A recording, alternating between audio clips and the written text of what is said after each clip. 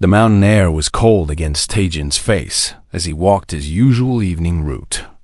He had lived in these remote Korean mountains for 3 years now, far from the noise of cities and people. The silence here was clean, honest. It did not judge him for the things he had seen during his time as a military medic. The sky above was clear, filled with stars that seemed impossibly bright without city lights to drown them out. Taejin was thinking about returning to his small cabin when the sky suddenly turned violet. A streak of light tore across the darkness, but this was no meteor. The object pulsed with colors Taejin had never seen before, leaving a trail of shimmering particles that hung in the air like frozen lightning. The sound came seconds later, a deep vibration that made his bones ache. The impact shook the ground beneath his feet. Trees swayed, and somewhere in the valley below, birds screamed and took flight. Taejin's training kicked in before his mind could catch up. Someone might be hurt. He ran toward the crash site. The descent down the rocky slope took 20 minutes of careful climbing. As he got closer, the air itself seemed different. It tasted metallic and smelled like ozone after a lightning strike. A soft violet glow emanated from behind a cluster of broken trees. What? Taejin found Defied everything he knew about the world. The vessel was beautiful and terrible at the same time. It looked like someone had crystallized starlight into a teardrop shape about the size of a small car. The hull was cracked in several places, leaking a luminous fluid that evaporated into sparkling mist when it touched the ground.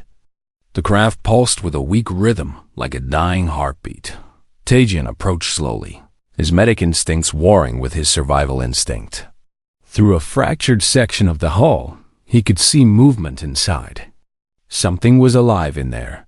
He pulled away pieces of the crystalline material, which was surprisingly light and warm to the touch. The opening revealed an interior that seemed bigger than the outside suggested, filled with soft bioluminescent light. And there, strapped into what might have been a pilot's seat, was her. She was humanoid, but definitely not human. Her skin had a silver-white quality that shifted like mother of pearl under the pulsing lights. She was tall and slender, with features that were almost human, but refined to an otherworldly elegance. Her hair, if it could be called hair, floated around her head in slow motion as if underwater, shimmering with inner light. But what caught Taejin's attention was the blood. It was azure blue, almost glowing, and there was too much of it. The woman's side had been torn open by a piece of metal, and every breath she took pushed more of that impossible blue blood out of her body. Where the blood touched Earth's air, it turned to sparkling mist and disappeared. Her eyes opened, and Taejin saw galaxies swirling in them. They focused on him with difficulty. A device on her collar sparked to life, projecting sounds that might have been words in another language. Then it switched, the translation broken and fragmented. Help, cannot. Atmosphere wrong, dying. Taejin knelt beside her without thinking. Years of medical training took over. He assessed her injuries with practiced efficiency. The wound was catastrophic. She was losing blood faster than her body could handle. On Earth, with human patients, he would apply pressure, start 4 fluids, prepare for emergency surgery. But this was not a human, and he had no idea if anything he knew would work. Can't breathe. Your air, the device translated, her voice getting weaker. Blood incompatible. Cells breaking down. She was dying. Taejin could see it in the way her luminescence was fading, in the irregular pulsing of the veins visible beneath her translucent skin. Minutes, maybe less. And he was alone on a mountainside with an alien being, with no way to call for help, no equipment. Nothing that could save her except his eyes found medical equipment within the craft. Strange devices, but some principles were universal. He saw what looked like tubes, connectors, a device that might regulate flow. The woman's hand moved weakly, pointing to a container filled with blue liquid. Blood. Need. Compatible donor. The words came out in gasps. Taejin understood. She needed a transfusion. But she had just said their biology was incompatible. It should kill her faster. It should kill them both. The woman's eyes met his again, and in them he saw not just fear of death, but something else. Curiosity, wonder, hope. She was dying on an alien world, and she was still hoping for a miracle. Taejin made his choice in the space between heartbeats. He pulled off his jacket and rolled up his sleeve. His hands moved with the calm efficiency of someone who had performed this procedure dozens of times, even though every rational part of his mind screamed that this was insane. He connected the alien medical device to his arm, feeling the strange warmth of the technology against his skin. Then he connected it to the woman. The effect was immediate and terrifying. Pain exploded through Taejin's veins like liquid fire. He watched as his crimson blood flowed through the translucent tubes, meeting the woman's azure blood at a junction point. Where the two bloods met, they did not mix like normal fluids. Instead, they spiraled around each other, red and blue intertwining like the double helix of DNA, creating patterns of light that pulsed with increasing intensity. The woman's body convulsed. Taejin's vision blurred as his own body reacted to whatever was happening. Energy arced between them, visible currents of power that made the air crackle. His veins burned, and he could swear he saw them glowing beneath his skin, traces of azure mixing with crimson. Then, as suddenly as it started, the pain stopped. Taejin gasped for air, his body shaking. He looked at the woman and saw her chest rising and falling with steady breaths. The wound in her side was closing, the torn flesh knitting itself back together with visible speed. Her skin regained its luminescence, brighter than before. But something was wrong with Taejin. He felt different, changed. He looked at his arm and saw faint traces of blue light running through his veins, pulsing in rhythm with his heartbeat. His vision seemed sharper, colors more vivid. He could see wavelengths of light he had never perceived before. The woman's eyes opened fully, and Taejin noticed they were different now. The swirling galaxies were still there, but flecked with hints of brown, like his own eyes. She spoke, her voice stronger, the translator working better now. "What have you done?" Before Taejin could answer, a high-pitched sound filled the air. Lights on the vessel's exterior began flashing in sequence. The woman's expression changed from confusion to alarm. "The emergency beacon," she said. It finally activated. Taejin understood what that meant. Whatever this vessel was, wherever it came from, someone would be coming for it. And they would find him here, connected by blood to an alien princess he had just saved. His life had just become impossibly complicated. High above, military satellites were already tracking the beacon signal, and far beyond Earth's atmosphere, a fleet of ships was changing course toward a small blue planet. The helicopters arrived at dawn, their rotors cutting through the mountain mist like mechanical thunder. Taejin had spent the night beside the alien woman, watching over her as she recovered with impossible speed. They had not spoken much. The translator device worked better now, but what could either of them say about what had happened? The woman had told him her name was Lysa, and that she was a princess of something called the Valari Empire. Taejin had laughed at that, thinking it was a translation error, but the serious look in her strange eyes told him it was true. He had given his blood to royalty from another world. Korean military forces established a perimeter around the crash site within hours. Soldiers in hazmat suits approached carefully, weapons ready but uncertain what they were facing. Taejin stood to meet them, his hands raised in a gesture of peace, while Lysa remained seated, too weak to stand despite her rapid healing. Among the soldiers was a face Taejin recognized.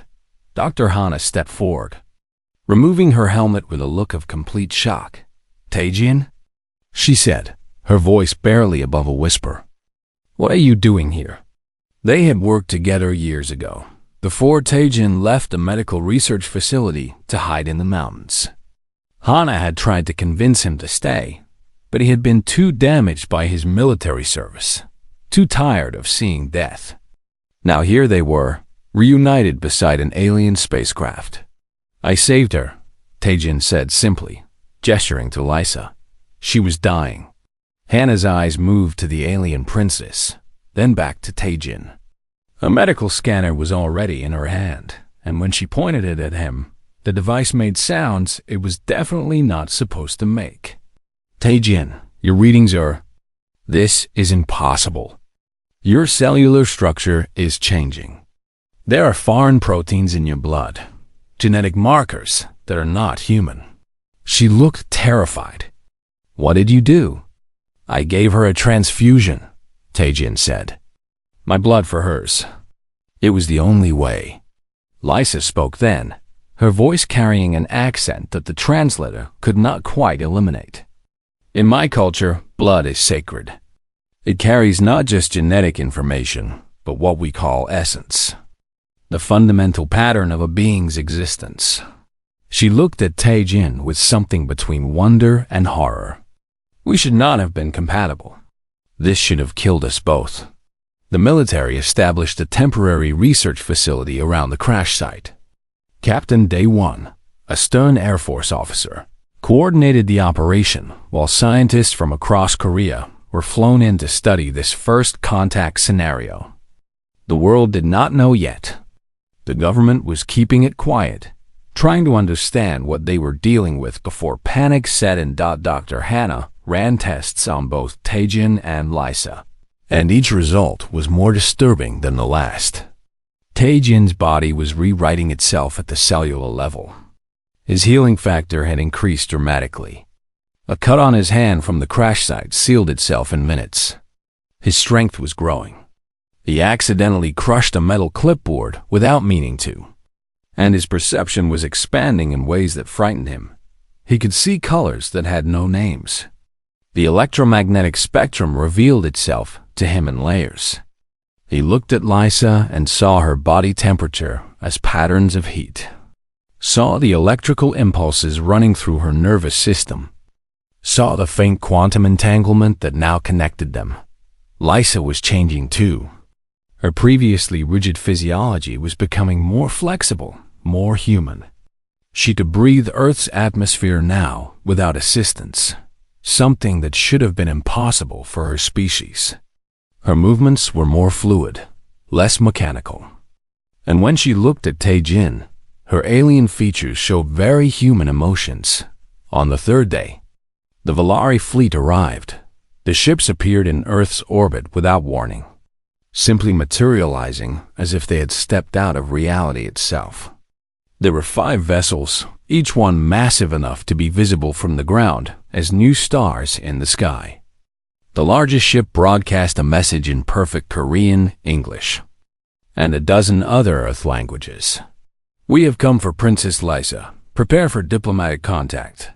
Commander Vrix led the delegation that landed at the research facility. He was tall even for a Valari, his skin a deeper silver than Lysa's, with features that looked carved from marble. His eyes held no galaxies, only cold assessment. When he saw Lysa, his expression shifted to barely controlled rage. "Your Highness," he said in their language, which the translators rendered for the humans present. "You have been contaminated. This is forbidden by our oldest laws." Lysa stood straighter, her royal bearing showing through despite her altered state. "I was dying, Commander. This human saved my life. At what cost?" Vrix gestured to Taejin with disgust. "You have merged your essence with a primitive species. The blood of the royal line has been polluted. The Empress will demand purification or execution." The room went silent. Captain Day 1 stepped forward, his hand moving toward his side-on. "You will not threaten Korean citizens on Korean soil." Vrix barely glanced at him. "Your weapons are toys. Your civilization is an infant. We are offering you the dignity of diplomatic process, but make no mistake, We could take the princess and this contaminated human by force if we chose. Dr. Hannah interrupted the growing tension. There is something you need to understand. Both of them are changing, and they cannot be separated. Watch. She had Tajian and Lysa move to opposite ends of the facility, about 200 meters apart. Within minutes, both began showing signs of distress. Tajian's hands shook, his vision blurred, his heartbeat became irregular. Lysa collapsed, her skin losing its luminescence. Her breath coming in gasps died when they were brought back together. The symptoms disappeared immediately. Their biology has become interdependent, Hannah explained. Separation causes system-wide failure in both of them. We have tried to understand it, but the mechanism is beyond our current science. Rix looked disturbed for the first time. He consulted a device on his wrist, then spoke in his own language to someone on the fleet. When he turned back, his expression was grave. This is worse than contamination. The princess has triggered something we thought was extinct.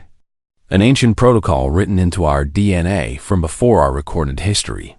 He looked at Tajian with new eyes, not disgust now but fear. The Genesis resonance. Over the following days, an uneasy truce formed. The Valari could not take Lysa without killing her and Tajian both. Earth could not force the Valari to leave without risking war with a civilization that could destroy the planet with ease. So they talked, studied, and tried to understand what was happening. An elder named Kashar arrived from the Valari homeworld, carrying ancient texts and historical records. He was old even by Valari standards, his skin having faded to almost translucent white, his movements slow but deliberate. He examined Tajian and Lysa with instruments that looked like they belonged in a museum. When he was done, he sat down heavily and spoke in a voice that shook with age and wonder. The Genesis resonance was created by the predecessors, an ancient race that seeded life across the galaxy. They were engineers of biology, and they designed this protocol as a bridge between species. When activated, it creates a hybrid pairing, merging two compatible beings into something new. Compatible how? Tajian asked, struggling to keep his voice steady.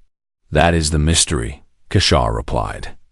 The resonance only activates when it detects genetic compatibility at a fundamental level. In all of Valari history, spanning hundreds of thousands of years, it is activated only 7 times. Each time, it created something unprecedented. Lysa asked the question everyone was thinking. What happens to us now? Kashar's ancient eyes were sad. The resonance has 3 stages. You have completed the first, the merging, where your blood and essence combine to save both your lives. You are now in the second stage, the adaptation, where your bodies adjust to their new hybrid nature. But there is a third stage. What is it? Lysa pressed. The emergence, Kashar said quietly, where you become something neither human nor Valari.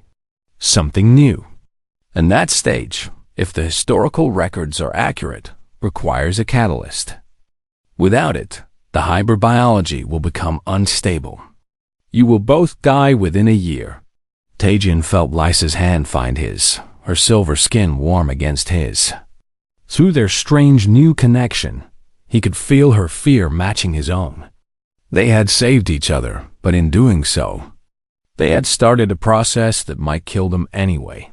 And somewhere in orbit, factions within the Valari fleet were already planning to take matters into their own hands. Tajian stood at the window of his room in the research facility, watching the night sky. The Valari ships hung there like new constellations, their presence a constant reminder that his life had become something beyond his control. He flexed his hand, watching the faint azure glow pulse beneath his skin in rhythm with his heartbeat. Was he still human? The question haunted him more with each passing day. A knock at the door broke his thoughts. It was his sister, Yuri. She pushed past him into the room without waiting for an invitation, her face showing the mix of anger and worry he had expected. 3 years, she said, her voice tight. 3 years hiding in the mountains, barely answering my calls. And when you finally make contact with the world again, it is because you have become half alien. I didn't plan this, Taejin said quietly. Yuri's expression softened slightly. She was 5 years younger than him. A quantum physicist who worked at the university in Seoul.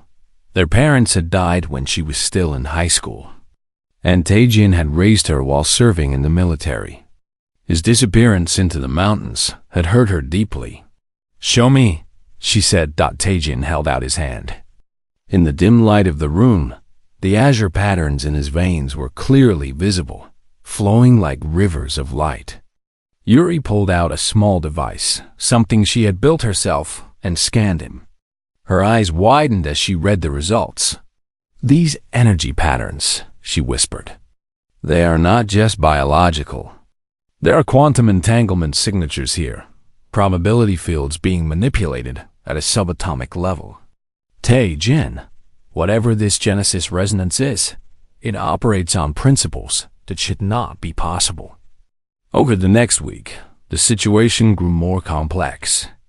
Agent Woo from Korean intelligence began recruiting military volunteers for what he called compatibility testing. He believed that if Taejin could gain Velari abilities, others could too. The volunteers were kept in a separate section of the facility, undergoing blood tests and genetic screening. Dr. Hana opposed the program from the start. We do not understand the mechanism, she argued in a heated meeting with military officials. Forcing this process could kill people. But Agent Wu was insistent. If this works, we could enhance our soldiers, our scientists. We would have a way to compete with alien civilizations that are thousands of years ahead of us. The first attempt happened 3 days later. A volunteer soldier, a young man named Byung-ho, was matched with a Velari blood sample that Commander Vrix had reluctantly provided. The transfusion began under carefully controlled conditions. The screaming started within minutes. Taejin was there, watching through the observation window as Byung-ho's body rejected the alien blood with catastrophic violence. His cells literally tore themselves apart, unable to integrate the foreign genetic material. The medical team tried everything, but within an hour, Byung-ho was dead. 3 more volunteers tried over the following days. All of them died. The Genesis resonance, it seemed, required something more than just mixing blood. It needed perfect compatibility, and that was impossibly rare. Meanwhile, the Velari fleet was experiencing its own divisions. Commander Vrix led a traditionalist faction that viewed Lysa's contamination as an abomination that must be corrected, even if it meant her death. But other Velari, inspired by Elder Kashar's research, saw this as an opportunity. A young Velari scientist named Kale began working with Dr. Hana and Yuri, sharing knowledge about predecessor technology. He was different from the other Velari, more curious than rigid, more interested in possibilities than protocols. The predecessors left facilities across the galaxy, Kale explained one night in the research lab. Places where they conducted their experiments in biological engineering. We have found several on our worlds, but they have been dormant for millions of years. Until now? Yuri asked. Kale nodded. The Genesis resonance is sending signals. Faint quantum broadcasts that our instruments barely detect. But they are there, and they are activating something. Yuri's device beeped. She checked the readings and her face went pale. There is a response signal coming from somewhere on Earth, southwest of here, about 2,000 kilometers. Within days, a joint Earth-Velari expedition was mounted. They followed the signal to a remote area of China, deep underground. What they found there defied explanation. The predecessor facility was vast, a complex of chambers and corridors, carved from rock that had been transformed into something like crystal. Bioluminescent patterns covered the walls, flickering to life as the team entered. As if the place had been waiting for them, at the center of the main chamber stood a device that Kale identified as an evolutionary accelerator. It was designed to complete the Genesis resonance in hours instead of years, to push the hybrid biology through its final transformation in a controlled environment. But Elder Tasha's analysis of the facility's records revealed the cost. The final stage will rewrite vast portions of your original biology, he told Taejin and Lysa. You will retain your consciousness, your sense of self, but many of your baseline attributes will change. You will no longer be fully human or Velari. You will be the first of something new. Lysa took the news with royal composure, but Taejin could feel her fear through their connection. She had responsibilities to her people, a duty to her empire.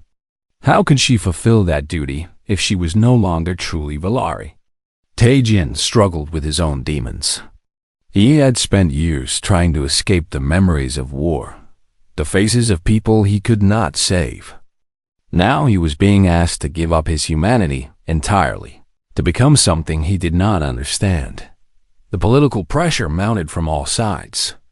The Velari Empress herself had sent messages to Lysa, demanding she return home for purification, even if the process would kill her. Better to die with honor than live as an abomination, the Empress wrote. Earth's governments were terrified of making the wrong choice. If they forced Taejin to undergo the transformation, and it failed, they would have killed him. If they refused, and the unstable hybrid biology killed both Taejin and Lysa, they would face the wrath of the Velari Empire. In the midst of this political chaos, something unexpected happened. Taejin and Lysa spent time together, learning about each other beyond the biological bond that connected them. She told him about her world, about cities that floated among the stars, about art forms that humans had no words for, about the loneliness of being born to rule. He told her about Earth, about the beauty of mountains at dawn, about Korean food and music, about the weight of watching fellow soldiers die, about choosing isolation because the world hurt too much. They were two people from different worlds, forced together by impossible circumstances, trying to find meaning in what had happened to them. One night, sitting together in the facility's common area, Lysa asked him the question that had been building between them. If we had a choice, if we could undo what happened, would you? Taejin thought about it. The bond between them was strange, invasive at times, a constant awareness of another presence in his mind and body. But it was also comforting. For the first time in years, he was not alone. He could feel Lysa's strength supporting him, her determination giving him courage. No, he said finally. I would not undo it. Lysa smiled, an expression that was becoming more human with each day. Neither would I. But their moment of peace was shattered when alarms blared through the facility. A Velari ship had broken from the fleet, a small strike craft moving at combat speed toward Earth. Commander Vrix's voice came over the communication system, cold and final. I am coming to reclaim the princess and purify the contamination. This abomination ends now. The facility's defenses were minimal, designed to contain rather than repel. Korean military forces scrambled to intercept, but they had no weapons that could touch a Velari combat craft. It would reach the facility in minutes. Dr. Hannah grabbed Taejin's arm. You need to run. Take Lysa and get as far from here as possible. But Taejin stood frozen, because something was happening to his body. As the threat approached, as Lysa's fear spiked through their bond, his hybrid biology responded. The azure glow in his veins intensified. Energy crackled around his hands. He could feel power flowing through him, instinctive and terrifying. The Velari craft landed outside the facility with crushing force. Commander Vrix emerged, flanked by soldiers in powered armor. They blasted through the walls as if they were paper. Taejin moved to meet them without thinking. When Vrix raised a weapon at Lysa, Taejin's hand shot out and something impossible happened. Energy projected from his palm, a focused beam that struck Rix's weapon and melted it to slag. The Valari commander stared in shock. How? Taejin did not know how. He just acted on instinct, his hybrid body unleashing abilities he did not know he had. He could manipulate energy at a molecular level, reshape matter with focused will. The Genesis resonance had given him powers that defied physics. The fight was brief but intense. Taejin managed to disable the Valari soldiers without killing them, though it took everything he had. When it was over, he collapsed, exhausted and terrified by what he had become. But Dr. Hannah's discovery was even more terrifying. She had been monitoring the Genesis resonance throughout the fight, and what she found made her hands shake. The stress of combat accelerated the process, she said, showing them the data. Your hybrid biology is becoming unstable faster than we thought. You have weeks now, not months. The Empress arrived on Earth with a fleet that turned day into artificial night. Her flagship was a vessel so massive that it generated its own gravitational pull, causing tides to shift across the planet. The world could no longer pretend this was not happening. News of the alien contact spread across every country, every screen, every conversation. Humanity looked up at the sky and realized they were not alone. And that realization changed everything. Empress Vela was nothing like what Taejin had expected. She was ancient, her silver skin almost transparent with age, her movements carrying the weight of millennia. When she looked at him, he felt like an insect under a microscope, something small and temporary. But when she looked at her daughter Lysa, her expression softened with something unmistakably maternal. The meeting took place in a neutral location, a hastily constructed facility on the outskirts of Seoul. World leaders participated via secure channels. But the core negotiation was between the Empress, her daughter, and the human who had become entangled in Valari fate. My empire is dying, the Empress said without preamble. Her voice translated into Korean with perfect precision. We have reached evolutionary stasis. Our birth rate declines with each generation. Our genetic diversity collapses inward like a dying star. We have existed for over 200,000 of your years, and in that time, we have not changed. We have become perfect, and perfection is death. She gestured to Lysa, to the visible changes in her daughter's appearance. What has happened to you might be our salvation, but it requires something we have spent millennia avoiding, admitting that purity is a cage, not a virtue. Dr. Park, a human geneticist who had been brought in to consult, presented his findings. Working with Kale, the Valari scientist, they had mapped the Genesis resonance's progression. The data was both fascinating and horrifying. The predecessor facility can complete the transformation, Dr. Park explained. But it requires both subjects to willingly accept the change. Forced transformation results in biological rejection, as we have seen with the failed attempts to replicate the effect. Agent Wu's experiments had claimed 5 more lives before being shut down. The volunteers had been brave, but bravery alone could not create the compatibility the Genesis resonance required. Taejin had attended one of the funerals, watching a mother weep over her son who had died trying to become something more than human. The Empress made her offer directly. Undergo the transformation under controlled conditions. Allow our scientists to study the process. Help us understand how to identify compatible species across the galaxy. In return, Earth receives technology, protection, and membership in the greater galactic community. And if we refuse? Taejin asked, finding his voice. The Empress's eyes were cold. Then my daughter dies, you die, and Earth remains isolated. And eventually, you will make contact with less benevolent species than mine. Humanity's innocence will end in blood instead of wonder. It was not really a choice, and everyone in the room knew it. Lysa spoke for the first time since her mother arrived.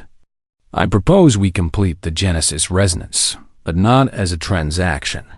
We do it to discover what we are meant to become. Let that guide the choice, not politics or fear."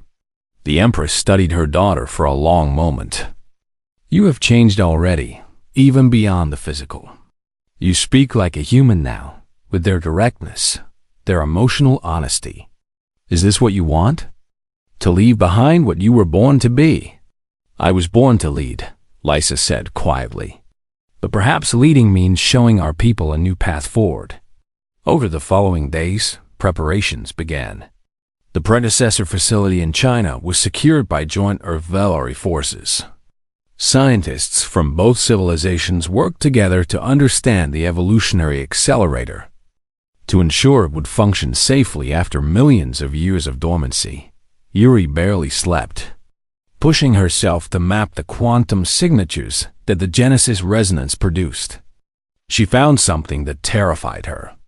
"The final transformation is not just biological," she told Taejin privately. "It rewrites you at a fundamental level. Your memories will be affected. Not erased, but integrated differently. You might lose parts of yourself." Taejin thought about the memories he carried. The faces of friends lost in combat. The weight of decisions made under fire. The isolation he had chosen to escape the pain. Part of him wanted to lose those memories, to be free of them. But they were also what made him who he was. He found Lysa in the observation room, watching Earth from the view screen. The planet looked fragile from orbit, a blue marble wrapped in white clouds, beautiful and temporary. "Are you afraid?" he asked. "Terrified," she admitted. "I have responsibilities. People depend on me. If I change too much, if I cannot fulfill my duties, then what am I?" "You are more than your duties," Taejin said, echoing something she had told him days earlier. She smiled at that. "You are learning to argue like a princess." They stood together in comfortable silence, connected by the bond that pulsed between them. Taejin could feel her fear, but also her determination. She would not back down from this, even knowing the cost. The night before the transformation, Taejin received an unexpected visitor. His old commander from the military, General Kim, had flown in from the demilitarized zone. He was a hard man, scarred by decades of service, but his eyes showed genuine concern. "I read your medical reports," Kim said. "What you have become. I wanted to tell you that what happened during your service, the things you saw, the men you could not save, those were not your fault." Taejin felt something break inside him. He had never talked about those days, not even with Yuri. But here was his commander, the man who had sent him into those situations, offering absolution. "I don't know if I will remember this conversation after tomorrow," Taejin said. "The transformation might change my memories. Then I will tell you again if needed," Kim said. "As many times as it takes." The day of the transformation arrived with clear skies and nervous energy. The predecessor facility had been activated, its ancient systems humming with power that made the air itself vibrate. The evolutionary accelerator stood at the center of the main chamber, a column of crystalline material that pulsed with inner light. Representatives from both civilizations gathered to witness the event. Cameras recorded everything, broadcasting to billions across Earth and the Velari worlds. This was history being made. For better or worse, Dr. Hana and Kale performed final medical checks on both Tae, Jin, and Lysa. Their current biology was already so intertwined that separating them was impossible. Their heartbeats synchronized. Their neural patterns showed matching rhythms. They were two people, but also one system. The Empress approached her daughter one final time. "If this fails, if you die, know that I loved you beyond my ability to express it." Lysa embraced her mother, a gesture that seemed to surprise the ancient Empress. "I know, and I love you too." Tae Jin and Lysa entered the chamber together. The evolutionary accelerator activated with a sound like crystal bells, and light enveloped them both. Through their bond, they could feel each other's consciousness, mixing and merging in ways that transcended physical proximity. Then the pain began. It was not the sharp agony of the initial blood transfusion, but something deeper. Tae-jin felt his very essence being rewritten, his genetic code restructured according to patterns that had been waiting in his DNA since the dawn of humanity.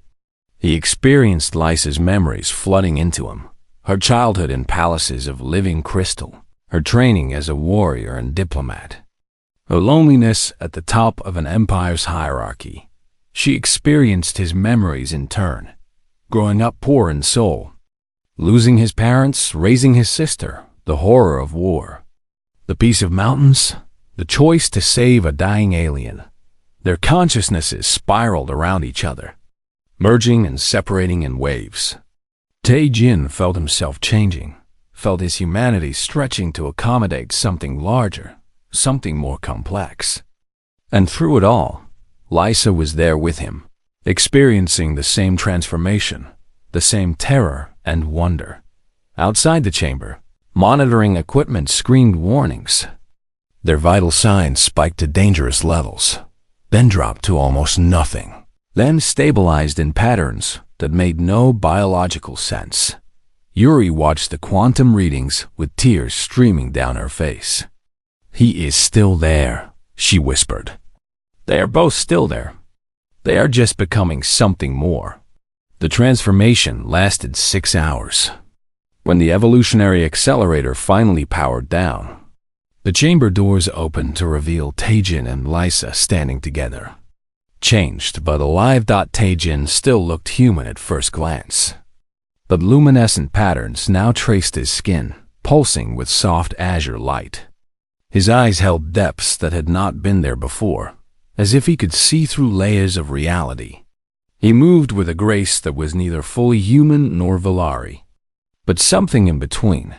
Lysa retained her alien beauty, but warmth had entered her features. Human emotion showing clearly in expressions that had once been controlled and distant.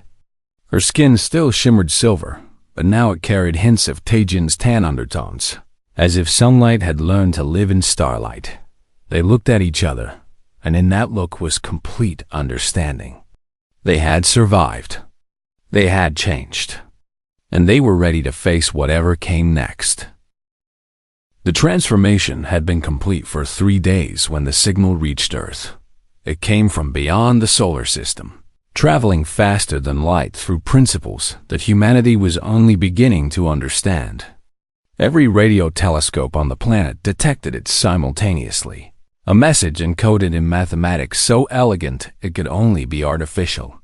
"We are coming. Wait for us." The Valari fleet went to full alert.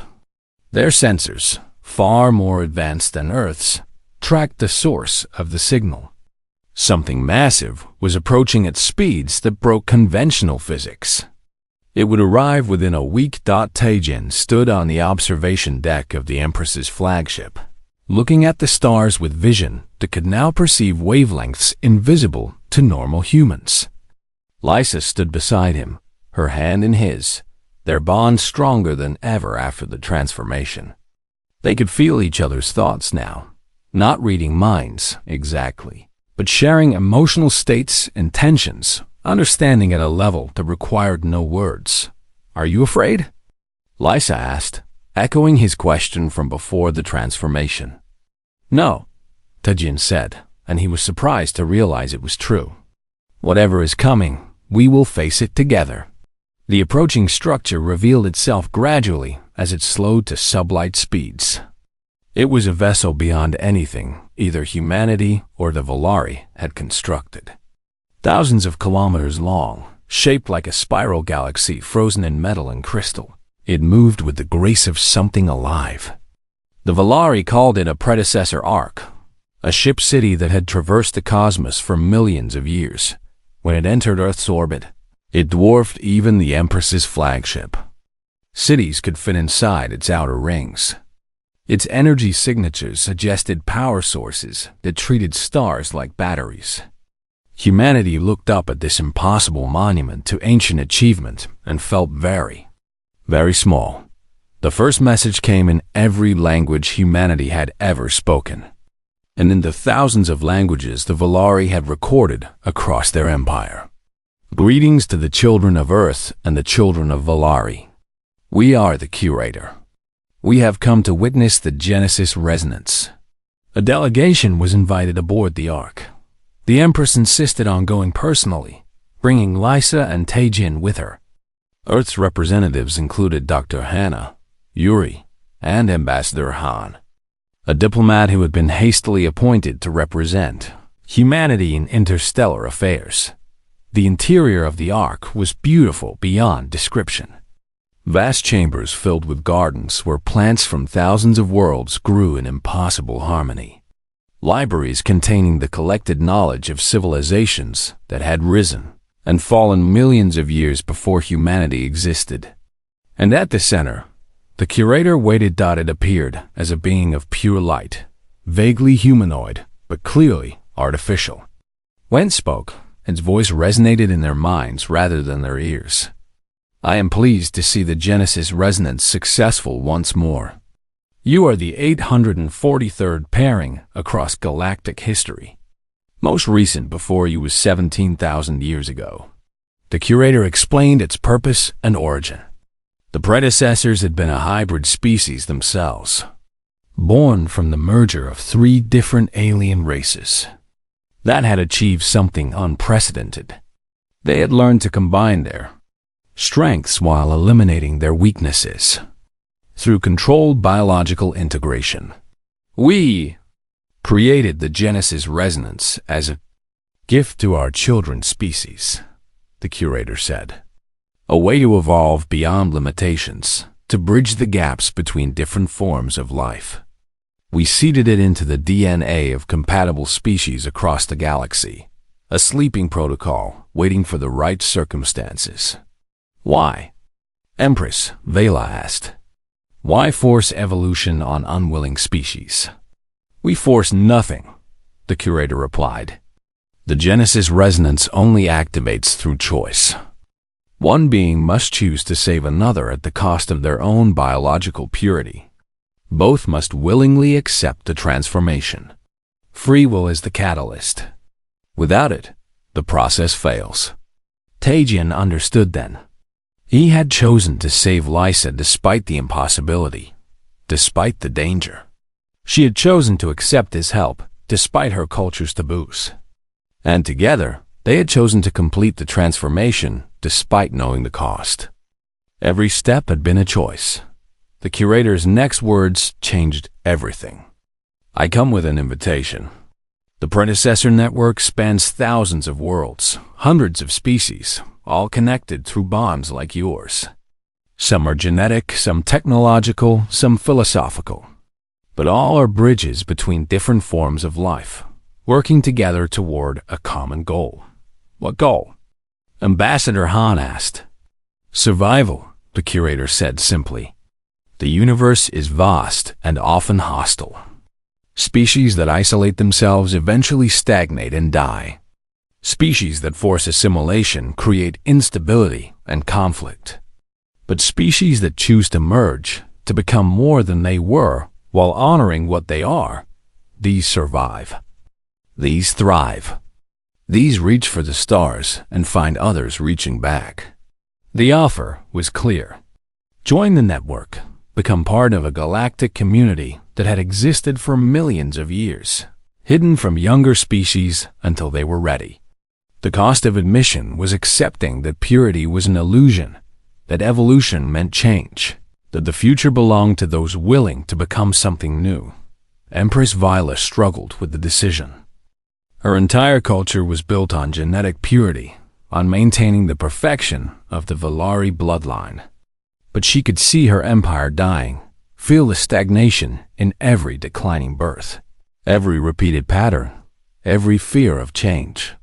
If we join, she asked, what becomes of the Valari as they are? They evolve, the curator said.